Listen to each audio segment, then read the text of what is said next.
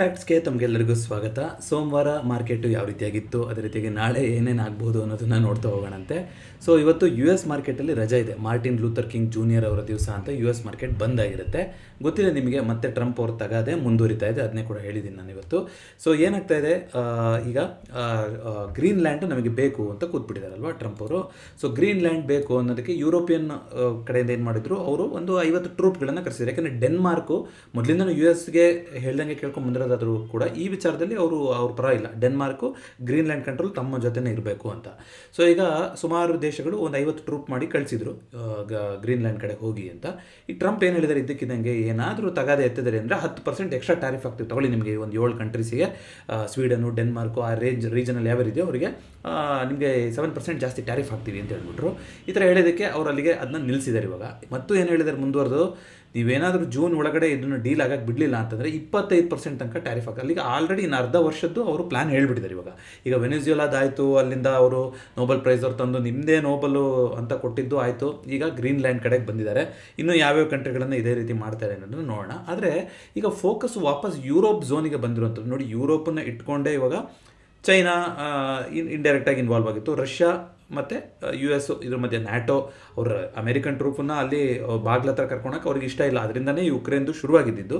So ಅದು ಕ್ರಮೇಣ ಅವ್ರನ್ನ ದಾಳವಾಗಿ ಇಟ್ಕೊಂಡು ಆ ಕಡೆ ಈ ಕಡೆ ಆಗ್ತಾಯಿತ್ತು. ಈಗ ಯುರೋಪಿಯನ್ ಕಂಟ್ರೀಸ್ಗಳು ಇವಾಗ ಇದರಲ್ಲಿ ಸೇರ್ಕೊಂತು ಅಂತಂದರೆ, ಇನ್ ಕೇಸ್ ಏನಾದರೂ ಯುರೋಪು, ರಷ್ಯಾ, ಇದರಲ್ಲಿ ಯುರೋಪು ಮತ್ತು ಏಷ್ಯಾನ್ ಕಂಟ್ರೀಸು ಒಂದಾಗಿ ಯು ಎಸ್ ಮೇಲೆ ತಿರುಗಿ ಬಿದ್ದರೆ ಯಾವ ರೀತಿಯಾಗಿ ಚೇಂಜಸ್ ಆಗ್ತಾ ಹೋಗುತ್ತೆ ವಿದ್ಯಮಾನಗಳು ಅಂತ ನೋಡ್ತಾ ಹೋಗಬೇಕು. ಯಾವಾಗ ಯುರೋಪ್ ವಾಪಸ್ ಅಮೆರಿಕಾಗೆ ಏನಾದರೂ ಮಾಡೋಕ್ಕೆ ಹೋಗ್ಬೋದು ಅಂದರೆ 25% ಟ್ಯಾರಿಫ್ ಈ ಥರ ಏನೇನು ಹೇಳ್ತಾ ಇದ್ದಾರಲ್ಲ, ಈ ಥರ ಎಲ್ಲ ಆ್ಯಕ್ಷನ್ ತೊಗೊಂಡೇ ಬಿಟ್ರು ಅಂದರೆ ಯುರೋಪು ಆಗಿದ್ದಾಗಲಿ ಅಂತ ಹೇಳ್ಬಿಟ್ಟು ಯುರೋಪಿಯನ್ ಕಂಟ್ರೀಸ್ಗಳು ಮುನ್ನುಗ್ತವೆ ಅನ್ನೋದು ನನ್ನ ಅಭಿಪ್ರಾಯ. ನೋಡೋಣ ಎಲ್ಲಿ ತನಕ ಆ್ಯಕ್ಷನ್ ಬರ್ತಾ ಇರುತ್ತೆ, ಒಂದು ಬೆದರಿಕೆ ಬರ್ತಾ ಇರುತ್ತೆ, ಅನ್ಸರ್ಟಿನಿಟಿ ಇರುತ್ತೆ, ವೊಲಟಿಲಿಟಿ ಇರುತ್ತೆ. ಆದರೆ ಏನು ಒಂದು ದೊಡ್ಡ ಒಂದು ಕ್ರ್ಯಾಶ್ ಅಥವಾ ಕರೆಕ್ಷನ್ ಅಂತ ಎಕ್ಸ್ಪೆಕ್ಟ್ ಮಾಡ್ತೀವಿ, ಅದಕ್ಕೆ ಆ್ಯಕ್ಷನ್ಗೆ ರಿಯಾಕ್ಷನ್ ಬರಬೇಕು. ಆ ಥರ ಆದಾಗ ಮಾತ್ರ ಮಾರ್ಕೆಟಲ್ಲಿ ಓಕೆ ಇಲ್ಲಿ ಫುಲ್ ಫ್ಲೆಡ್ಜಾಗಿ ಏನೋ ಒಂದು ನಡೀತಾ ಇದೆ ಅಂತ ಮಾರ್ಕೆಟ್ ಅದನ್ನ ಕಂಪ್ಲೀಟಾಗಿ ನೆಗೆಟಿವ್ ಅಂತ ತಗೊಳುತ್ತೆ. ಅಲ್ಲಿ ತನಕ ವೊಲಟಿಲಿಟಿ ಇರುತ್ತೆ. ಹಾಗಾಗಿ ವೊಲಟೈಲ್ ಇದ್ದಾಗ ಜಾಸ್ತಿ ಪೊಸಿಷನ್ಗಳನ್ನು ಇಟ್ಕೊಂಡ್ರೆ ತುಂಬ ಕಷ್ಟನೇ ಇರುತ್ತೆ. ಹಾಗಾಗಿ ತುಂಬ ಹುಷಾರಾಗಿ ಬಿಹೇವ್ ಮಾಡ್ತಾ ಹೋಗಬೇಕು. ಸೊ ಇವತ್ತು ರಿಸಲ್ಟ್ಸ್ ಇಂಪ್ಯಾಕ್ಟ್ಗಳು ಇವತ್ತು ಮಾರ್ಕೆಟಿಗೆ ಕ್ಲೀನಾಗಿ ಗೋಚರ ಆದಂಗೆ ಕಾಣಿಸ್ತಾ ಇದೆ. Reliance, HDFC bank, ICICI bank, ಸುಮಾರದೆಲ್ಲ ಲಾಸ್ಟ್ ವೀಕಲ್ಲಿ ರಿಸಲ್ಟ್ಸ್ ಬಂದಿತ್ತು, ಇನ್ಕ್ಲೂಡಿಂಗ್ IT ಪ್ಯಾಕು, ವಿಪ್ರೋ, ಇದ್ರದ್ದೆಲ್ಲ ಇವತ್ತು ಅದೆಲ್ಲದೂ ರಿಯಾಕ್ಷನ್ ಕಂಡಂಗೆ ಕಾಣಿಸ್ತಾ ಇದೆ. ವಿಪ್ರೋದು 8%, ಇಲ್ಲಾಂದರೆ ನೋಡಿ ಬೇರೆ ಬಾಕಿ ಅಂತ ನ್ಯೂಸ್ ಇಲ್ಲ. ಅವ್ರು ನಿಮ್ಗೆ ಹೇಳಿದ್ದೆ ರಿಸಲ್ಟ್ಸ್ ಚೆನ್ನಾಗಿ ಬಂದಿಲ್ಲ, ಅವರು ಸುಮಾರು ವರ್ಷದಿಂದ ಸ್ಟ್ರಗಲ್ ಮಾಡ್ತಾ ಇದ್ದಾರೆ ಅಂತ. ಈಗ ವಿಪ್ರೋ 8%, ನಿಫ್ಟಿ 50ಯ ಸ್ಟಾಕು 8% ಒಂದಿನದಲ್ಲಿ ಬೀಳುತ್ತೆ ಅಂದರೆ ಲೆಕ್ಕ ಹಾಕಿ. ಸೊ ಅಷ್ಟು ದೊಡ್ಡದಾಗಿ ಇವತ್ತು ಕರೆಕ್ಷನ್ ಆಗಿದೆ. ರಿಲಯನ್ಸಲ್ಲೂ ಕೂಡ 3% ಆಯಿತು. ICICI ಬ್ಯಾಂಕಲ್ಲಿ 2% ಕರೆಕ್ಷನ್ ಬಂತು. ಇದೆಲ್ಲ ಮಾರ್ಕೆಟ್ನ ಡ್ರ್ಯಾಗ್ ಮಾಡ್ತು. ನಿಮ್ಗೆ ಗೊತ್ತಿದೆ ರಿಲಯನ್ಸಿಂದು ಇಯರ್ ಆನ್ ಇಯರು ರೆವೆನ್ಯೂ ಅಂತ ನೋಡೋದಾದರೆ ಬಿಗ್ಗೆಸ್ಟ್ ರೆವೆನ್ಯೂ ಈ ಥರ ಅಂತೆಲ್ಲ ಬಂದಿತ್ತಾದರೂ ಕೂಡ ಅವ್ರದ್ದು ಪ್ರಾಫಿಟ್ಟು 3 ಕ್ವಾರ್ಟರ್ಸಲ್ಲೇ ಅತ್ಯಂತ ಕಡಿಮೆ. ಐ ಥಿಂಕ್ ಈ ಕ್ವಾರ್ಟರ್ ಬಂದಿರೋದು ಲಾಸ್ಟ್ 3 ಕ್ವಾರ್ಟರ್ಗಳನ್ನು ಕಂಪೇರ್ ಮಾಡಿದ್ರೆ ಅತ್ಯಂತ ಕಡಿಮೆ ಅಂತ ಬಂದಿತ್ತು. ರೆವೆನ್ಯೂ ವೈಸು ಜಿಯೋನು ಕೂಡ ಜಾಸ್ತಿ ಕಸ್ಟಮರ್ಸ್ನ ಆ್ಯಡ್ ಮಾಡ್ಕೊಂಡಿದ್ದಾರೆ. ರಿಲಯನ್ಸ್ ರೀಟೇಲು ಅದೆಲ್ಲ ಸರಿ ಇದೆ, ಆದರೆ ಪ್ರಾಫಿಟಬಿಲಿಟಿ ಅನ್ನೋದು ಹೊಡೆತ ಬಿದ್ದಿದೆ ಅಂತ ಬಂದಿತ್ತು ಅವ್ರದ್ರಲ್ಲಿ. ಜೊತೆಗೆ ವಿಪ್ರೋ ರಿಸಲ್ಟ್ಸ್ ಆಲ್ರೆಡಿ ನಿಮ್ಗೆ ಲಾಸ್ಟ್ ವೀಕ್ ಡಿಸ್ಕಸ್ ಮಾಡಿದ್ವಿ, ಏನೂ ಚೆನ್ನಾಗಿ ಬಂದಿಲ್ಲ. ICICI ಬ್ಯಾಂಕಲ್ಲಿ ಈ ಬ್ಯಾಡ್ ಲೋನ್ ಅಂತ ಕರೀತಾರೆ. ಈಗ NPA, ನಾನ್ ಪರ್ಫಾರ್ಮಿಂಗ್ ಅಸೆಟ್ಸ್ ಅನ್ನೋದು ವೆರಿ ವೆರಿ ಇಂಪಾರ್ಟೆಂಟ್ ಪ್ಯಾರಾಮೀಟ್ರು ಬ್ಯಾಂಕಿಂಗ್ ಸ್ಟಾಕ್ಸ್ಗಳು ಅಂತ ನೋಡಿದಾಗ. ಅಂದರೆ ಸಾಲ ಕೊಟ್ಟಿದ್ದಾರೆ, ಆದರೆ ಆ ಸಾಲ ವಾಪಸ್ಸು ಬರ್ತಾ ಇಲ್ಲ, ಬ್ಯಾಂಕಿಗೆ ಮರುಪಾವತಿ ಆಗ್ತಾ ಇಲ್ಲ, ಬ್ಯಾಡ್ ಲೋನ್ಸ್ ಅಂತ ಕರೀತಾರೆ ಅದನ್ನಲ್ವಾ. ಅದರಿಂದ ಏನಾಗುತ್ತೆ, ಕಂಪನಿಯ ಬ್ಯಾಲೆನ್ಸ್ ಶೀಟಿಗೆ ಹೆಚ್ಚು ಕಮ್ಮಿ ಆಗುತ್ತೆ. ಅವರ ಒಂದು ಕ್ರೆಡಿಟ್ ರೇಷ್ ಏನಿರುತ್ತೆ ಅದು ಒಳ್ಳೆ ಸ್ಥಿತಿನಲ್ಲಿ ಇರೋದಿಲ್ಲ. ಹಾಗಾಗಿ NPAನ ಕಮ್ಮಿ ಇಟ್ಕೊಳ್ಳೋಂಥದ್ದು ಪ್ರತಿ ಬ್ಯಾಂಕಿನ ಜವಾಬ್ದಾರಿ ಆಗಿರುತ್ತೆ. ಅವರು ಬ್ಯಾಡ್ ಲೋನ್ಗಳ ಕ್ಯಾಟಗರಿಲಿ, ಅಂದರೆ ಲೋನ್ ಕೊಟ್ಟು ಅದು ಬರದೇ ಇರುವಂಥದ್ದು ಅದು ಜಾಸ್ತಿ ಆಗಿದೆ ಅಂತ ಬಂದಿತ್ತು ಡೇಟಾ. ಹಾಗಾಗಿ ಅವ್ರದ್ದು ಪ್ರಾಫಿಟಬಿಲಿಟಿಲೂ ಕೂಡ ಬಂದಿತ್ತು. ನೋಡಿ, ಇದು ಮೋತಿಲಾಲ್ ಆಸ್ವಾಲ್ ಅವ್ರದ್ದು ನಾವು ನೋಡ್ತಾ ಇರ್ತೀವಿ ನಿಮಗೆ ಇದರಲ್ಲಿ, ಅದರಲ್ಲಿ ರಿಸಲ್ಟ್ಸ್ನ ಮನಿ ಕಂಟ್ರೋಲಲ್ಲಿ ನಿಮಗೆ ಸಿಗ್ತಾ ಹೋಗುತ್ತೆ, ಇಲ್ಲಿ ನೋಡ್ತಾ ಹೋಗ್ಬೋದು. ಲೇಟೆಸ್ಟ್ ರಿಸಲ್ಟ್ಸಲ್ಲಿ ನೋಡಿ HDFC ಬ್ಯಾಂಕಿಂದು ಚೆನ್ನಾಗಿ ಬಂದಿದೆ ರಿಸಲ್ಟ್ಸ್. ಆ್ಯಕ್ಚುಲಿ ಹೇಳಬೇಕು ಅಂದರೆ revenue 2% up, gross profit 9% up, net profit ಕೂಡ 12% ಅಪ್ಪು. ಆದರೆ ICICI ಬ್ಯಾಂಕಿಂದು ನೋಡಿ ಗ್ರಾಸ್ ಪ್ರಾಫಿಟ್ 3%, ನೆಟ್ ಪ್ರಾಫಿಟ್ -3% ಆಗಿದೆ. ಇಲ್ಲಿ research360.in ಅಂತ ಒಂದಿದೆ, ಅವ್ರದ್ದು ನಿಮಗೆ ನಿಫ್ಟಿ 50, ನಿಫ್ಟಿ 100 ಕಂಪ್ನಿಗಳದ್ದು ರೆವೆನ್ಯೂ ಅವ್ರದ್ದು ರಿಸಲ್ಟ್ಸ್ ಆಧಾರದ ಮೇಲೆ ನಿಮಗೆ ಸ್ನ್ಯಾಪ್ಶಾಟ್ ಸಿಗ್ತಾ ಇರುತ್ತೆ, ಯಾವ್ದು ಬಂದಿತ್ತು ಏನು ಅಂತ. ನೀವು ಇಲ್ಲಿ ನೋಡ್ತಾ ಬರೋದಾದ್ರೆ ಆಲ್ಮೋಸ್ಟ್ ದೊಡ್ಡ ನಿಫ್ಟಿ 50ಯಲ್ಲಿರೋ ಕಂಪ್ನಿಗಳಲ್ಲಿ ರಿಲಯನ್ಸಿಂದು 0.6% ನೆಟ್ ಪ್ರಾಫಿಟ್ ಚೇಂಜ್ ಆಗಿದೆ. ಟೆಕ್ ಮಹೀಂದ್ರದಲ್ಲಿ 14% ಪ್ರಾಫಿಟಬಿಲಿಟಿ ಬಂದಿದೆ, ಬಿಟ್ಟರೆ HDFC ಬ್ಯಾಂಕಿಗೆ 12%. ಅಲ್ಲಿಗೆ ಈಗ ಲಿಸ್ಟ್ ಆಗಿರೋಂಥ ಈಗ ಒಂದು ಹೋದವಾರದಿಂದ ಈಗ ಶುರುವಾಗ್ತಾ ಇದೆ ಅಲ್ವಾ, ದೊಡ್ಡ ದೊಡ್ಡ ಕಂಪ್ನಿಗಳ ರಿಸಲ್ಟ್ಸು ಹೋದವಾರದಿಂದನೇ ಬರ್ತಾ ಇರೋಂಥದ್ದು. ಈಗ ಬಂದಿರೋಂಥ ಒಂದು 10-11 ಕಂಪ್ನಿಗಳಲ್ಲಿ ಆಲ್ಮೋಸ್ಟ್ 70 to 80% ಕಂಪ್ನಿಗಳದ್ದು ನೆಟ್ ಪ್ರಾಫಿಟ್ಟು ನೆಗೆಟಿವ್ ಅಲ್ಲೇ ಬಂದಿದೆ. ಇದು ಕೂಡ ಮಾರ್ಕೆಟ್ನ ಡ್ರೈವ್ ಮಾಡ್ತಾ ಇದೆ. ಅಂದರೆ Q3 ರಿಸಲ್ಟ್ಸ್, ಗ್ಲೋಬಲ್ ಅನ್ಸರ್ಟಿನಿಟಿ ಇದ್ದೇ ಇದೆ.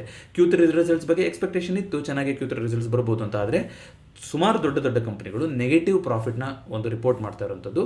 Revenue year on year change ಇದೆ, ಆದರೆ ಪ್ರಾಫಿಟಬಿಲಿಟಿ ಚೇಂಜ್ ಆಗ್ತಾ ಇಲ್ಲ. ಇದು ಕೂಡ ಮಾರ್ಕೆಟ್ನ ಡ್ರೈವ್ ಮಾಡ್ತಾ ಇದೆ. ಸೊ ಅದೇ ರೀತಿಯಾಗಿ ಟೆಕ್ ಮಹೀಂದ್ರದ್ದು ಅದರ ಬಂದಿತ್ತು. ಇಂಟರ್ಗ್ಲೋಬ್ ಇವತ್ತು ಇಂಡಿಗೋ 4% ಅಪ್ ಮೂವ್ಮೆಂಟ್ ಆಗಿದೆ. ಬಹುಶಃ ಅದೇ ಇವತ್ತಿನ ಟಾಪ್ ಗೇನರ್ ಅಂತ ಕಾಣಿಸುತ್ತೆ. ನೋಡಿ, ಡಿಸೆಂಬರಲ್ಲಿ ಫ್ಲೈಟ್ಗಳು ಆಚೆ ಈಚೆ ಆಗಿತ್ತು ಅಂತ ಹೇಳ್ಬಿಟ್ಟು ಡಿಪಾರ್ಟ್ಮೆಂಟ್ ಆಫ್ ಇದಿದೆಯಲ್ಲ DGCA, ಡಿಪಾರ್ಟ್ಮೆಂಟ್ ಆಫ್ ಇದ್ರದ್ದು ಬರುತ್ತೆ ಅವ್ರದ್ದು ಫುಲ್ ಫಾರ್ಮ್ ಬರ್ತದೆ ನಾನು. ಸೊ ಅಂದರೆ ಮೇನ್ ಇದನ್ನು ಗವರ್ನ್ ಮಾಡುತ್ತಲ್ಲ, ಏರ್ ರಿಲೇಟೆಡ್ ಇದನ್ನ ಗವರ್ನ್ ಮಾಡೋದು ಒಂದು ಮಿನಿಸ್ಟ್ರಿ ಇದೆಯಲ್ಲ, ಅವರು ಪೆನಾಲ್ಟಿ ಹಾಕಿದ್ರು, ನೀವು ಡಿಸೆಂಬರಲ್ಲಿ ಸುಮಾರು ರೀಸ್ಕೆಡ್ಯೂಲ್ ಮಾಡಿದರೆ ಹೀಗೆ ಅಂತ. ಆದರೂ ಕೂಡ 4% ಇವತ್ತು ಅಮೌಂಟ್ ಬಂದಿದೆ. ಹಿಂದೂಸ್ತಾನ್ ಜಿಂಕಲ್ಲೂ ಕೂಡ ಇವತ್ತು ರಿಸಲ್ಟ್ಸ್ ಇತ್ತು.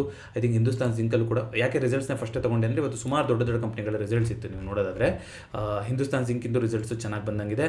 ಅದೇ ರೀತಿಯಾಗಿ LTI ಮೈಂಟ್ರಿನಲ್ಲಿ ಅವ್ರದ್ದು ಕೂಡ ಲೇಬರ್ ಕೋಡಿಂದ ಪ್ರಾಫಿಟಬಿಲಿಟಿ ಎಲ್ಲ ಇಶ್ಯೂ ಆಗಿದೆ, ಬಟ್ ಇವತ್ತು ಪಾಸಿಟಿವ್ ಕ್ಲೋಸಿಂಗ್ ಆಗಿತ್ತು. IRFC ರಿಸಲ್ಟ್ಸ್ ಬಂದಿದೆ, ಟಾಟಾ ಕ್ಯಾಪಿಟಲ್, PNB, BHEL, ಸುಮಾರು ಕಂಪ್ನಿಗಳದ್ದು ನೀವು ಆ್ಯಕ್ಚುಯಲ್ ರಿಸಲ್ಟ್ಸ್ ಅಂತ ನೀವು ನೋಡ್ತಾ ಬರೋದಾದರೆ ಅಂಥ ಒಂದು ಒಳ್ಳೆ ರಿಸಲ್ಟ್ಸ್ ಏನು ಬಂದಂಗೆ ಕಾಣಿಸ್ತಾ ಇಲ್ಲ. ಯೆಸ್ ಬ್ಯಾಂಕು ಒಳ್ಳೆ ಪ್ರಾಫಿಟ್ನ ರಿಪೋರ್ಟ್ ಮಾಡಿದರು. RBL ಬ್ಯಾಂಕು ಒಳ್ಳೆ ಪ್ರಾಫಿಟ್ನ ರಿಪೋರ್ಟ್ ಮಾಡಿದರು. ಐ ಥಿಂಕ್ ಇದು ಶುಕ್ರವಾರ ರ್ಯಾಲಿ ಆಗಿತ್ತು, ಇವತ್ತು 6% ಕರೆಕ್ಷನ್ ಆಗಿದೆ RBL ಬ್ಯಾಂಕು. IDBI ಬ್ಯಾಂಕು ಕೂಡ 5%. ಅಂದರೆ PSU ಬ್ಯಾಂಕ್ಗಳಲ್ಲೂ ಕೂಡ ಕೆಲವೊಂದು ಈಗ ಕರೆಕ್ಷನ್ ಬರ್ತಿತ್ತು. ಕೆಲವೊಂದೆಲ್ಲ ಪ್ರೈವೇಟ್ ಬ್ಯಾಂಕ್ಗಳು, ಬಟ್ PSU ಬ್ಯಾಂಕ್ಗಳದ್ದು ಯಾವ ರೀತಿ ಆಗುತ್ತೆ ಅನ್ನೋದನ್ನು ನೋಡ್ತಾ ಹೋಗಬೇಕು. ನಿಮಗೆ ಇದರಲ್ಲಿ ನೋಡೋದು ಗೊತ್ತಿದೆಯಲ್ಲ, ಇಲ್ಲಿ PSU ಬ್ಯಾಂಕ್ ಇಂಡೆಕ್ಸ್ ಅಂತ ನೀವು ನೋಡಿದ್ರೆ ಆ PSU ಬ್ಯಾಂಕ್ ಇಂಡೆಕ್ಸನ್ನು ಕೂಡ ನೀವು ಹಾಕೊಂತ ಹೋಗ್ಬೋದು, ಬ್ಯಾಂಕ್ ನಿಫ್ಟಿನೂ ಹಾಕೊಂತ ಹೋಗ್ಬೋದು. ಅದೇ ರೀತಿಯಾಗಿ PSU ಬ್ಯಾಂಕ್ಗಳನ್ನು ಕೂಡ ಹಾಕೊಂತ ಹೋಗ್ಬೋದು. ಆವಾಗ PSU ಬ್ಯಾಂಕ್ ರಿಲೇಟೆಡ್ ಕಂಪ್ನಿಗಳದ್ದು ಬರ್ತಾ ಹೋಗುತ್ತೆ ನಿಮಗೆ ಸ್ನ್ಯಾಪ್ಶಾಟು, ಏನಾಗ್ತಾ ಇದೆ, ಏನು ಕತೆ, ಯಾವುದರಲ್ಲಿ ಚೇಂಜ್ ಆಗಿದೆ ಏನು ಅಂತ. ಅದೇ ರೀತಿಯಾಗಿ ಹಿಂದೂಸ್ತಾನ್ ಜಿಂಕಿಂದು ರಿಸಲ್ಟ್ ಇತ್ತು. ಸಿಲ್ವರ್ ಪ್ರೈಸ್ ಕೂಡ ಮೇಲೆ ಹೋಗ್ತಾ ಇದೆ, ಅವ್ರದ್ದು ಕೂಡ ಚೆನ್ನಾಗಿರುತ್ತೆ. JSW ಇನ್ಫ್ರಾಸ್ಟ್ರಕ್ಚರಲ್ಲಿ 6% ರಿಸಲ್ಟ್ಸ್ ಬಂದ ಮೇಲೆ ಗ್ರೋತ್ ಬಂದಿದೆ. MRPLಲ್ಲಿ 5% ಬಿದ್ದಿದೆ ಸ್ಟಾಕ್. ಅವರು ರಷ್ಯಾದಿಂದ ಕ್ರೂಡ್ನೇನು ಇಂಪೋರ್ಟ್ ಮಾಡ್ಕೊತಾ ಇದ್ವಿ, ಅದನ್ನ ನಿಲ್ಲಿಸ್ತೀವಿ ಅಂತ ಹೇಳಿದರೆ ಅದಕ್ಕೆ 5% ಬಿದ್ದಿದೆ. ಪಂಜಾಬ್ ನ್ಯಾಷನಲ್ ಬ್ಯಾಂಕು ಕೂಡ 6% ಬಿದ್ದಿದೆ. ಎಲ್ಲ Q3 ಡಿಸಪಾಯಿಂಟ್ಮೆಂಟಿನ ಕಾರಣದಿಂದ. ಕೆಲವು ಸ್ಟಾಕ್ಗಳನ್ನು ತಗೊಂಡಿರ್ಬೋದು, ಕೆಲವೊಂದು ತಗೊಂಡೆಲ್ಲ ಇರ್ಬೋದು.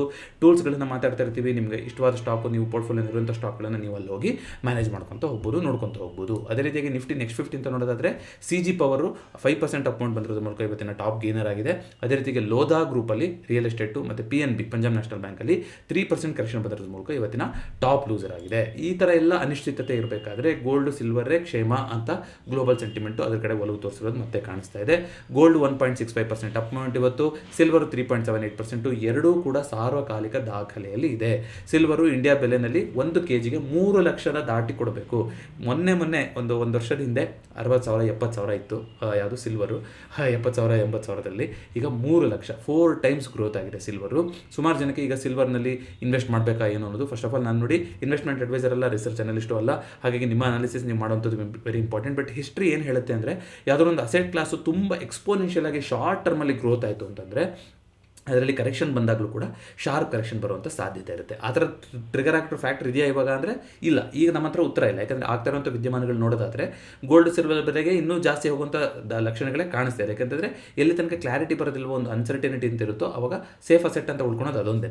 ಹಾಗಂತ ಈಗ ಇನ್ವೆಸ್ಟ್ ಮಾಡಿದ್ರೆ ನಾನು ಆಗಲೇ ಹೇಳಿದಾಗೆ ಸುಮಾರು ನಮ್ಮ ಹಿಸ್ಟ್ರಿ ತಿಳಿಸಿರೋ ಪ್ರಕಾರ ಕರೆಕ್ಷನ್ ಆದಾಗ ಕೂಡ ದೊಡ್ಡ ಕರೆಕ್ಷನ್ನ ನೀವು ಎದುರಿಸಬೇಕಾಗುತ್ತೆ. ಯಾಕಂದರೆ ಆಲ್ ಟೈಮ್ ಹೈ ಈಗ 10 ಗೋಲ್ಡನ್ ರೂಲ್ಸ್ ಏನು ಮಾತಾಡಿದ್ವಿ ಶಾರ್ಟ್ ಸೀರೀಸಲ್ಲಿ, ಇನ್ವೆಸ್ಟಿಂಗ್ ರೂಲ್ಸಲ್ಲಿ ಏನು ಮಾತಾಡಿದ್ವಿ, 52 ವೀಕ್ ಹೈಯಲ್ಲಿ ಅಥವಾ 52 ವೀಕ್ ಲೋ ಅಲ್ಲಿ ಇನ್ವೆಸ್ಟ್ ಮಾಡೋಕ್ಕಿಂತ ಮುಂಚೆ ತುಂಬ ಹುಷಾರಾಗಿರಬೇಕು ಅಂತ. ಅದು ಸೇಮ್ ಪ್ರಿನ್ಸಿಪಲ್ ಇಲ್ಲೂ ಕೂಡ ಅಪ್ಲೈ ಆಗುತ್ತೆ. ಆಲ್ರೆಡಿ ಇನ್ವೆಸ್ಟ್ ಮಾಡಿರೋರು ದಯವಿಟ್ಟು ಹೋಲ್ಡ್ ಮಾಡಿ. ಇದು ಒಂಥರ ರೈಡ್ ದ ಟೈಡ್ ಅನ್ನೋ ಥರ, ಎಷ್ಟು ದೂರ ಹೋಗುತ್ತೋ ಅಲೆಯಲ್ಲಿ ತನಕ ಕರ್ಕೊಂಡು ಹೋಗ್ತಾ ಇರುತ್ತೆ. ಆದರೆ ಈಗ ಈ ಅಲೆನಲ್ಲಿ ನಾವು ಧುಮ್ಕಕ್ಕೆ ಹೋದರೆ ರಭಸ ತುಂಬ ಇರುತ್ತೆ, ಕೊಚ್ಕೊಂಡು ಹೋಗೋ ಸಾಧ್ಯತೆಯೂ ಕೂಡ ತುಂಬ ಇರುತ್ತೆ. ಹಾಗಾಗಿ ಹುಷಾರಾಗಿರುವಂಥದ್ದೇ very very important. Natural gas ಇವತ್ತು 3-4% ಇವತ್ತು ಅಪ್ಪರ್ ಸರ್ಕ್ಯೂಟ್ನ ಹೊಡೆದ್ಬಿಡ್ತು.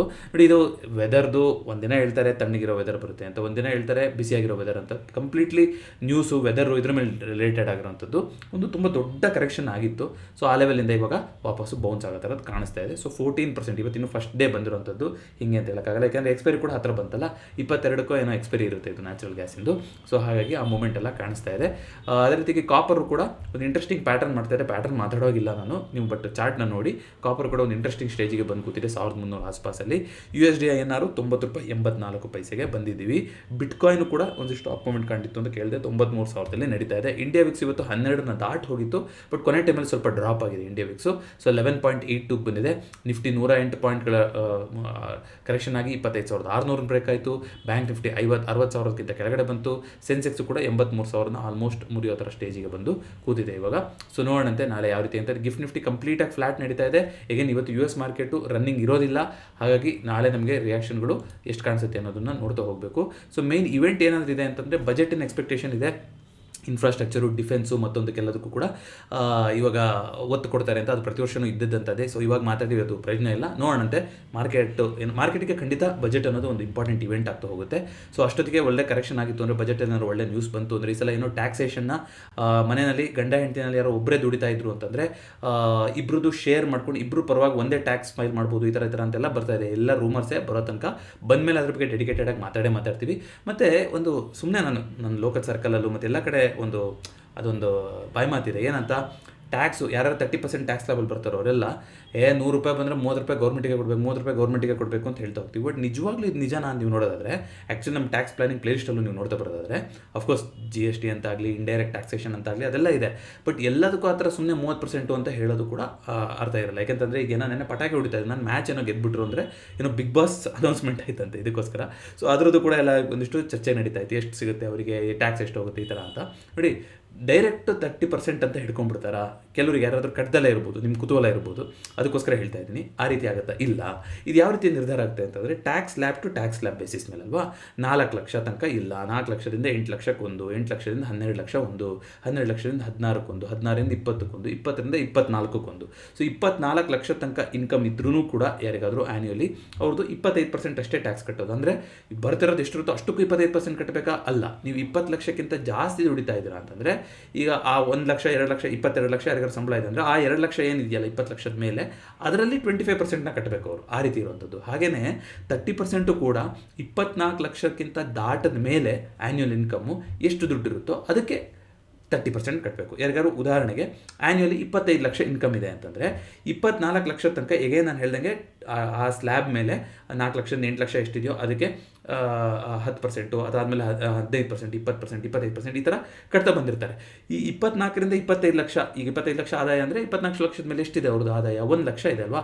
ಆ 1 ಲಕ್ಷಕ್ಕೆ 30% ಕೊಡಬೇಕು ಅಂದರೆ 30,000 ಕಟ್ಟಲೇಬೇಕು. 70,000 ಅಷ್ಟೇ ಕೈಗೆ ಸಿಗೋದು ಈ ರೀತಿ. ಹಾಗಾಗಿ ಸುಮ್ಮನೆ ನೀವು ಆ್ಯಾವ್ರೇಜ್ ಅಂತ ನೀವು ಮಾಡಿ ನೋಡೋದಾದರೆ ಒಂದು 13%, 14% ಬರುತ್ತೆ. 25 ಲಕ್ಷ 30 ಲಕ್ಷ ಆದಾಯ ಇದ್ರೂ ಕೂಡ ಕಟ್ಟೋದು. ಹಾಗೆ ಸುಮ್ಮನೆ 30% ಟ್ಯಾಕ್ಸು ಅಂತ ಹೇಳೋದು ಅದು ಸರಿಯಲ್ಲ. ಅದು ಸುಮಾರಷ್ಟು ಸುಧಾರಣೆ ಆಗಿದೆ ನ್ಯೂ ರೆಜಿಮಲ್ಲಿ, ಖಂಡಿತ ಸೇವ್ ಆಗ್ತಾ ಇದೆ, ಇಲ್ಲ ಅಂತಲ್ಲ. ಅದ್ರ ಬಗ್ಗೆ ಡೆಡಿಕೇಟೆಡ್ ಆಗಿ ಆಲ್ರೆಡಿ ಚಾನಲ್ನಲ್ಲಿ ಮಾತಾಡಿದ್ವಿ. 2025ರಲ್ಲಿ 26ರಲ್ಲಿ ಏನು 25ರಲ್ಲಿ ಏನೇನು ಬಜೆಟ್ ಚೇಂಜಸ್ ಆಗಿತ್ತು ಅಂತ. ಯಾರಾದರೂ ಸ್ಯಾಲ್ರಿಡ್ ಇಂಡಿವಿಜುವಲ್ಸ್ ಇದ್ದೀರಾ, ಟ್ಯಾಕ್ಸೇಷನ್ ಬರ್ತಾ ಇದೆ, ಈಗ ಹೊಸದು ಫೈನಾನ್ಷಿಯಲ್ ಇಯರ್ ಬರ್ತಾ ಇದೆ, ಈಗ ಮಾರ್ಚ್ 31 ತನಕ ನಿಮಗೆ ಅವಕಾಶ ಇರುತ್ತೆ. ಅಫ್ಕೋರ್ಸ್ ಹೊಸ ರೆಜಿಮಲ್ಲಿ ಏನು ಇನ್ವೆಸ್ಟ್ಮೆಂಟ್ ಅಂತಾಗಲಿ ಪ್ರೂಫ್ ಅಂತಾಗಲಿ ತೋರಿಸೋದಂಥದ್ದು ಬೇಕಾಗಿರೋದಿಲ್ಲ. ಬಟ್ ಯಾರಿಗಾದರೂ ಇಂಟ್ರೆಸ್ಟ್ ಇದೆ ಅಂತಂದರೆ ನೀವು ಆ ಪ್ಲೇಲಿಸ್ಟ್ನ ಚೆಕ್ಔಟ್ ಮಾಡಿ, ಅದರಲ್ಲಿ ಮಾಹಿತಿ ಸಿಗುತ್ತೆ. ಈ ವಿಡಿಯೋದ ಎಂಡಿಗೆ ಕೂಡ ಕೊಟ್ಟಿರ್ತೀನಿ. ಸೊ ಎಕನಾಮಿಕ್ ಕ್ಯಾಲೆಂಡರ್ ಅಂದರೆ ಇವಾಗ ಮೇನ್ ಆಗಿರುವಂಥದ್ದು ಬಜೆಟೇ. ಸದ್ಯಕ್ಕೆ ನನಗೊಂದು ಕೂತಿರೋ ಹಾಗೆ 1ನೇ ತಾರೀಕು ಅವತ್ತು ಸ್ಪೆಷಲ್ ಟ್ರೇಡಿಂಗ್ ಸೆಷನ್ ಕೂಡ ಓಪನ್ ಆಗುತ್ತೆ ಅಂತ ಕನ್ಫರ್ಮೇಷನ್ ಬಂದಿದೆ. 1ನೇ ತಾರೀಕು ಭಾನುವಾರ ಬಜೆಟ್ ಅನೌನ್ಸ್ ಆಗ್ತಾ ಇದೆ. ಓಪನ್ ಇಂಟ್ರೆಸ್ಟ್ ಅಂತ ನೋಡ್ತಾ ಬರೋದಾದರೆ 20 ಜನವರಿ ಅಂದರೆ ನಾಳೆ ಎಕ್ಸ್ಪೈರಿದು ಈ ರೀತಿಯಾಗಿ ನಿಂತಿದೆ. ಓಪನ್ ಇಂಟ್ರೆಸ್ಟು 25,500 ಮತ್ತು 600 ಮಧ್ಯದಲ್ಲಿ ಎಂಡ್ ಆಗಿದೆ. OI ಕೂಡ ಈ ರೀತಿಯಾಗಿ ಕಾಣಿಸ್ತಾ ಇದೆ. So bearish sentiment, bullish sentiment ಅನ್ನೋದು ನಿಮ್ಗೆ ಆಲ್ರೆಡಿ ಹೇಳಿದ್ದೀನಿ. ಇದನ್ನ ಬರೀ ಈ ಡೇಟಾನ ನೋಡ್ಕೊಂಡು ನಾವು ಹೇಳೋಕ್ಕಾಗಲ್ಲ. ಲೈವ್ ಮಾರ್ಕೆಟಲ್ಲಿ ಯಾವ ರೀತಿ OI ಚೇಂಜ್ ಆಗುತ್ತೆ ಅನ್ನೋದು ತಕ್ಕಂಗೆ ಇದು ಕೂಡ ಚೇಂಜಸ್ ಆಗ್ತಾ ಇರುತ್ತೆ. ಬಟ್ ಸದ್ಯಕ್ಕೆ ಸ್ನ್ಯಾಪ್ಶಾಟು ಈ ರೀತಿ ಕಾಣಿಸ್ತಾ ಇದೆ. 1.6 CR ಜಾಸ್ತಿ ಓಪನ್ ಇಂಟ್ರೆಸ್ಟು 25,500ರಲ್ಲೂ ಇದೆ, 25,800ರಲ್ಲೂ ಕಾಣಿಸ್ತಾ ಇದೆ ಆಚೆ ನೀವು ನೋಡೋದಾದರೆ. ಸೊ ಇವತ್ತು ಮಾರ್ಕೆಟ್ ಮೂವರ್ಸ್ ಅಂತ ನೋಡೋದಾದರೆ ಐ ಥಿಂಕ್ ನೋಡಿ ಇದೊಂದು ಹೊಸ ಕ್ಯಾಟಗರಿ ಆ್ಯಡ್ ಮಾಡಿದ್ದಾರೆ. ಹೇಗೆ ಸ್ಟಾಕ್ ಮೂಜೋ ಪ್ಲಾಟ್ಫಾರ್ಮ್, ಇದೆಲ್ಲ ಎಲ್ಲಿ ನೋಡ್ತಾ ಇದೀವಿ ಅಂದರೆ ಸ್ಟಾಕ್ ಮೂಜೋ ಪ್ಲಾಟ್ಫಾರ್ಮಲ್ಲಿ ನೋಡ್ತಾ ಇದೀವಿ. ಲೈವ್ ಮಾರ್ಕೆಟಲ್ಲೂ ಕೂಡ ನಿಮಗೆ ಇದು ಅಪ್ಡೇಟ್ ಆಗ್ತಾ ಇರುತ್ತೆ. ಆದರೆ ನೀವು ಅದಕ್ಕೆ ಪ್ರೀಮಿಯಂ ಸಬ್ಸ್ಕ್ರಿಪ್ಷನ್ ತಗೋಬೇಕಾಗುತ್ತೆ. ಅವರ ಚಾರ್ಜಸ್ ಏನು ಅನ್ನೋದು ಪ್ರತಿ ವಿಡಿಯೋದ ಪಿನ್ ಕಾಮೆಂಟಲ್ಲಿ ನಾನು ಕೊಡ್ತಾ ಇರ್ತೀನಿ. ಯಾರಿಗಾದ್ರೂ ಇಂಟ್ರೆಸ್ಟ್ ಇದೆ ಅಂದರೆ ನಮ್ಮ ಚಾನಲ್ನ ಕೂಪನ್ ಕೋಡ್ MM10 MM20 ಅದು ಕೂಡ ಡಿಸ್ಕ್ರಿಪ್ಷನ್ ಇರುತ್ತೆ, ಪಿನ್ ಕಾಮೆಂಟಲ್ಲಿ ಇರುತ್ತೆ. ಅದನ್ನು ಯೂಸ್ ಮಾಡಿದ್ರೆ ನಿಮಗೆ 10% 20% ಡಿಸ್ಕೌಂಟ್ ಕೂಡ ಸಿಗ್ತಾ ಹೋಗುತ್ತೆ. 1 ಮಂತ್ ಟ್ರೈ ಮಾಡಿ ನೋಡ್ಬೋದು. ಯಾರು ದಿನ ಮಾರ್ಕೆಟಲ್ಲಿ ಆ್ಯಕ್ಟಿವ್ ಇರ್ತೀರಾ, ಈ ಡೇಟಾ ಎಲ್ಲ ಬೇಕು ಅಂತ ನಿಮಗೆ ಹೆಲ್ಪ್ಫುಲ್ ಆಗುತ್ತೆ ಅನ್ನೋದಾದರೆ. ಜೊತೆಗೆ ಟೀಮ್ ಅವ್ರ ಜೊತೆ ಮಾತಾಡಿದ್ದೀನಿ. ಅವರು ಸದ್ಯದಲ್ಲೇ ಕಮೋಡಿಟಿನೂ ಕೂಡ ಇದಕ್ಕೆ ಆ್ಯಡ್ ಮಾಡ್ತಾರಂತೆ. ಯಾಕೆ ಹೇಳಬೇಕು ಅಂತಂದರೆ ಕಮೋಡಿಟಿ, ನಿತಿನ್ ಕಾಮತ್ ಅವರು ಕೂಡ ಒಂದು ಟ್ವೀಟ್ ಮಾಡಿದರು. ಅವರ ಜೆರೋದಾ ಪ್ಲಾಟ್ಫಾರ್ಮಲ್ಲೇ ನೀವು ನೋಡ್ತಾ ಬರೋದಾದರೆ ಕಮೋಡಿಟಿಗೆ ಇವಾಗ ಆಗ್ತಾ ಇರೋಂಥ ವಾಲ್ಯೂಮ್ಗಳು ಹಿಸ್ಟಾರಿಕಲಿ ಚೇಂಜಸ್ ಆಗಿದೆ. ಅಂದರೆ ನೀವು ನೋಡ್ತಾ ಬರೋದಾದರೆ 2020, 22 ಅವಾಗೆಲ್ಲ ಇದ್ದಿದ್ದಕ್ಕೂ ಇವಾಗಿರೋದು ವಾಲ್ಯೂಮ್ಗೂ ತುಂಬ ಚೇಂಜ್ ಆಗಿದೆ. ಕಾರಣ ನಿಮ್ಗೆ ಗೊತ್ತಿರೋ ಗೋಲ್ಡು ಸಿಲ್ವರಲ್ಲಿ ಇವಾಗ ದೊಡ್ಡ ಮೂಮೆಂಟ್ ಆಗಿರುವಂಥದ್ದು. ಹಾಗಾಗಿ ಸುಮಾರು ಜನ ಕ್ರೂಡಲ್ಲಿ ಡ್ರಾಪ್ ಆಗಿದೆಯಂತೆ ವಾಲ್ಯೂಮು. ಜೆರೋದಾ ಯೂಸರ್ಸ್ ಏನು ಕ್ರೂಡಲ್ಲಿ ಟ್ರೇಡ್ ಮಾಡ್ತಿದ್ದವರೆಲ್ಲ ಈಗ ಗೋಲ್ಡು, ಸಿಲ್ವರು, ಕಾಪರು ಈ ಕಡೆ ಶಿಫ್ಟ್ ಆಗಿದೆ ಅಂತ ಅವರು ಡೇಟಾನ ಶೇರ್ ಮಾಡಿದರು. ಸೊ ಕಮೋಡಿಟಿನೂ ಕೂಡ ಇವಾಗ ಒಂದು ಸೆಂಟ್ರಲ್ ಫೋಕಸ್ಗೆ ಬಂದಿರುವಂಥದ್ದು ನಿಮ್ಗೆ ಗೊತ್ತಿದೆ. FMCG ಆಟೋ ಸೆಕ್ಟರ್ ಬಿಟ್ಟರೆ ಇನ್ನೆಲ್ಲ ಸೆಕ್ಟರ್ಗಳು ಕೂಡ ಇವತ್ತು ನೆಗೆಟಿವ್ ಆಗಿ ಇತ್ತು. ನಿಫ್ಟಿನಲ್ಲಿ 31 ಕಂಪ್ನಿಗಳು ರೆಡ್ಡಲ್ಲಿ ರೆಡ್ಡಲ್ಲಿದೆ 19 ಕಂಪ್ನಿಗಳು, ಗ್ರೀನಲ್ಲಿದೆ. F&O ಸ್ಟಾಕ್ಸು ಒಂದು 150-200 ಸ್ಟಾಕ್ಗಳಿದೆ. ಅದರಲ್ಲಿ ನೋಡೋದಾದರೆ ನಿಮಗೆ 151 ಸ್ಟಾಕ್ಗಳು ಡಿಕ್ಲೈನ್ ಆಗಿತ್ತು, 56 ಸ್ಟಾಕ್ಗಳು ಪಾಸಿಟಿವ್ ಆಗಿತ್ತು. ಬ್ಯಾಂಕ್ ನಿಫ್ಟಿನಲ್ಲಿ 10 ಸ್ಟಾಕ್ಗಳು ಡಿಕ್ಲೈನ್ ಆಗಿತ್ತು, 4 ಸ್ಟಾಕ್ಗಳು ಪಾಸಿಟಿವ್ ಆಗಿತ್ತು. ಇದು ಒಂದು ಒಳ್ಳೆ ಕ್ಯಾಟಗರಿ ಆ್ಯಡ್ ಮಾಡಿದ್ದಾರೆ, ನಾನು ಕೂಡ ನೋಡಿರಲಿಲ್ಲ. ಅದೇ ರೀತಿಯಾಗಿ FIDI ಡೇಟಾ ನೋಡಿದರೆ ಇವತ್ತಿಂದ ಇನ್ನೂ ಅಪ್ಡೇಟ್ ಆಗಿಲ್ಲ, ಅಪ್ಡೇಟ್ ಆದಮೇಲೆ ನೋಡೋಣಂತೆ. ಇದು ಇವತ್ತು ಹೀಗೆ ಉಳ್ಕೊಂಡಿದ್ದಾರೆ ಕ್ಲೈಂಟು ಅಂದರೆ ಯಾರು ಏನೂ ಮಾಡೋಕ್ಕಾಗೋದಿಲ್ಲ. ಸೊ ನೋಡೋಣ ಯಾವ ರೀತಿಯಾಗಿ ಸೆಂಟಿಮೆಂಟ್ ಚೇಂಜ್ ಆಗುತ್ತೆ ಅಂತ. ಅದೇ ರೀತಿಯಾಗಿ ಈ ವರ್ಷದಂತೂ ನೋಡ್ತಾ ಬರೋದಾದರೆ 1ನೇ ತಾರೀಕಿಂದ 16ನೇ ತಾರೀಕು ತನಕ ಒಂದೇ ದಿನ FIಗಳು ಬೈ ಮಾಡಿರೋದು. ಅದು ಯಾವತ್ತದು 2 ಜನವರಿ, ಅವತ್ತೊಂದೇ ದಿನ ಬೈ ಮಾಡಿದ್ದಂಥದ್ದು. ಇದುವರೆಗೂ ನಿಮಗೆ ಸೆಲ್ ಮಾಡ್ಕೊಂಡೇ ಬಂದಿದ್ದಾರೆ. ಆಲ್ರೆಡಿ ಈ ತಿಂಗಳು 22,000 ಕೋಟಿ ಅಷ್ಟು 26,000 ಕೋಟಿ ಆಲ್ರೆಡಿ ಸೆಲ್ ಮಾಡೋಗಿದ್ದಾರೆ. ಇವತ್ತಿಂದ ಇನ್ನೂ ಡೇಟಾ ಬಂದಿಲ್ಲ, ಅಷ್ಟು ಬಲ್ದಲ್ಲೇ ಆಲ್ರೆಡಿ ನೋಡಿ. ಡಿಸೆಂಬರಲ್ಲಿ 34,000 ಕೋಟಿ ಇಡೀ ತಿಂಗಳದ್ದು ಸೇರಿ, ನವಂಬರಲ್ಲಿ 17,000 ಕೋಟಿ ಇಡೀ ತಿಂಗಳದ್ದು ಸೇರಿ, ಈ ಸಲ ಇನ್ನೂ ಅರ್ಧ ತಿಂಗಳು ಮುಗಿದಿದೆ ಅಷ್ಟೇ, 26,000 ಕೋಟಿ ಆಲ್ರೆಡಿ ಮಾರಿದ್ದಾರೆ. One of the biggest sellings ಅಂತಲೇ ಹೇಳ್ತಾ ಹೋಗ್ಬೋದು FIಗಳದ್ದು. ನೋಡೋಣ ಈ ಡೇಟಾ ಮುಗಿಯೋಷ್ಟೊತ್ತಿಗೆ 50,000 ಕೋಟಿ ಹತ್ರನೇ ತಲುಪ್ತೀವೋ ಏನಾಗುತ್ತೆ ಅನ್ನೋದನ್ನು ನಾವು ನೋಡ್ತಾ ಬರಬೇಕು. ಲಾಸ್ಟ್ ಜೂನಿಂದ FIಗಳು ಬೈ ಮಾಡಿಲ್ಲ, ಇದು ನೀವು ನೋಡ್ತಾ ಇರಬೇಕು ಡೇಟಾ. ಲಾಸ್ಟ್ ವರ್ಷದಲ್ಲಿ 4 ತಿಂಗಳು ಬೈ ಮಾಡಿದ್ಬಿಟ್ರೆ ಮಾರ್ಚು, ಏಪ್ರಿಲು ಅದು ಎಲ್ಲ ನೋಡಿ 2,000 ಕೋಟಿ ನೆಟ್ ಫಿಗರಾಗಿ ನಾನು ಹೇಳ್ತಾ ಇರೋದು. ಮೇ ಅಲ್ಲಿ ಒಂದು 10,000 ಕೋಟಿ ದಾಟಿತ್ತು ಬಿಟ್ಟರೆ ಪ್ರತಿ ತಿಂಗಳು ಕೂಡ ದೊಡ್ಡ ಮಟ್ಟದಲ್ಲಿ ಸೆಲ್ಲಿಂಗೇ ಮಾಡ್ಕೊಂಡು ಬಂದಿದ್ರು FIDI ಡೇಟಾ.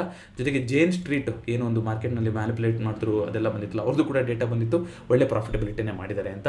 IPOಗಳು ನಾನು ಫಾಲೋ ಅಪ್ ಮಾಡೋಕ್ಕಾಗಿಲ್ಲ, ಯಾರು ಲಿಸ್ಟ್ ಆಗಿದ್ದರೆ ಯಾವ ಥರ ಆಗಿತ್ತು ಏನು ಅಂತ ನೀವೇ ಹೇಳಬೇಕು. ಲಿಸ್ಟೆಡ್ IPO, ಮೇನ್ಲೈನ್ IPOಗಳು ನೋಡೋಣ ಯಾವ ಥರ ಲಿಸ್ಟೆಡ್ ಆಗಿತ್ತು ಸದ್ಯಕ್ಕೆ ಅಂತ. ಭಾರತ್ ಕೋಕಿಂಗ್ IPO ಇವತ್ತೇ ಅಲ್ವಾ ಇದ್ದಿದ್ದು, ಇದರಲ್ಲಿ ಅಪ್ಡೇಟ್ ಆಗಿರಲ್ಲ, ಇದು ಇವತ್ತೇ ಇದ್ದಿದ್ದು ಲಿಸ್ಟಿಂಗ್ ಡೇಟು. ಓಕೆ, ಪಾಸಿಟಿವ್ ಆಗಿ 23 ರೂಪಾಯಿ ಇಶ್ಯೂ ಪ್ರೈಸ್ ಇದ್ದಿದ್ದು 40 ರೂಪಾಯಿಗೆ ಎಂಡ್ ಆಗಿದೆ. ಸೊ ಯಾರಿಗಾದರೂ ಅಲೋಕೇಟ್ ಆಗಿತ್ತು ಅಂದರೆ ಕಮೆಂಟ್ ಮಾಡಿ, ಕಂಗ್ರ್ಯಾಚುಲೇಷನ್ಸ್, ಒಳ್ಳೆ ಪ್ರಾಫಿಟೇ ಮಾಡಿದ್ದಾರೆ. ಆಲ್ಮೋಸ್ಟ್ ಏನಾಯ್ತು ರೀ ಅಲ್ಲಿಗೆ ಆಲ್ಮೋಸ್ಟ್ 70-75% ಪ್ರಾಫಿಟ್ ಬಂದಿದೆ. ಸೊ ಯಾರು ಭಾರತ್ ಕೋಕಿಂಗ್ ಕೋಲ್ IPOನಲ್ಲಿ ಪಾರ್ಟಿಸಿಪೇಟ್ ಮಾಡಿದ್ರಿ ಅಂದರೆ. ಅದೇ ರೀತಿಯಾಗಿ Gujarat kidney and super speciality hospital 114 listing price ಇದ್ದಿದ್ದು, ಇದು ಲಾಸ್ಟ್ ಇಯರಲ್ಲಿ ಲಿಸ್ಟ್ ಆಗಿರೋಂಥದ್ದು. ಓಕೆ, ಇವಾಗ ಟೋಟಲ್ ಈ ಥರ ಮೈನಸ್ ಆಗಿದೆ, ಬಟ್ ಲಿಸ್ಟಿಂಗ್ ಪಾಸಿಟಿವ್ ಆಗಿ ಆಗಿತ್ತಂತೆ ಅದು. ಸೊ ಸದ್ಯಕ್ಕೆ IPOಗಳು ತುಂಬ ಹುಷಾರಾಗಿರಬೇಕು, ಯಾವುದೂ ಓಪನ್ IPOಗಳು ನಡೀತಾ ಇಲ್ಲ. ಸೊ ಇದಿಷ್ಟು ಇವತ್ತಿನ ಫಿಲ್ಮ್ ಫ್ಯಾಕ್ಟ್ಸ್ ಆಗಿತ್ತು, ತುಂಬ ದೊಡ್ಡ ಮಾಹಿತಿ ಆಯಿತು. ಸುಮಾರು ಕಮೆಂಟ್ ಮಾಡಿ ಅಪ್ರಿಷಿಯೇಟ್ ಮಾಡ್ತಾ ಇದ್ದೀರಾ ಎಫರ್ಟ್ಸ್ನ. ಕಮೆಂಟ್ ಮಾಡಿದ ಎಲ್ಲರಿಗೂ ಥ್ಯಾಂಕ್ಸ್. ನಾನು ನೋಡಿರ್ತೀನಿ ಕಮೆಂಟ್ನ, ನಿಮಗೆಲ್ಲ ಲೈಕ್ ಕೊಟ್ಟಿರ್ತೀನಿ. ಕೆಲವ್ರಿಗೆ ರಿಪ್ಲೈ ಮಾಡಿರ್ಬೋದು, ಕೆಲವರು ರಿಪ್ಲೈ ಮಾಡದಲ್ಲೇ ಇರ್ಬೋದು. ತುಂಬ ಒಂದು ಕ್ರಿಯೇಟಿವ್ ಆಗಿತ್ತು, ಫನ್ನಿ ಆಗಿತ್ತು ಕೆಲವೊಂದು ಕಮೆಂಟ್ಸು ಕೂಡ. ಇದೇ ರೀತಿ ಚಾನಲ್ನ ಮಾಹಿತಿ ಇಷ್ಟ ಆಗ್ತಾ ಇದೆ ಅಂತಂದರೆ ವೀಡಿಯೋನ ಲೈಕ್ ಮಾಡಿ, ಚಾನಲ್ಗೆ ಸಬ್ಸ್ಕ್ರೈಬ್ ಮಾಡಿ, ಮತ್ತು ಕಮೆಂಟ್ ಮಾಡಿ ನಿಮ್ಮ ಅಭಿಪ್ರಾಯನ ಕೂಡ ತಿಳಿಸ್ತಾ ಇರಿ. ಮತ್ತೊಂದು ವೀಡಿಯೋದೊಂದಿಗೆ ಭೇಟಿಯಾಗೋಣ. ಎಲ್ರಿಗೂ ನಮಸ್ಕಾರ.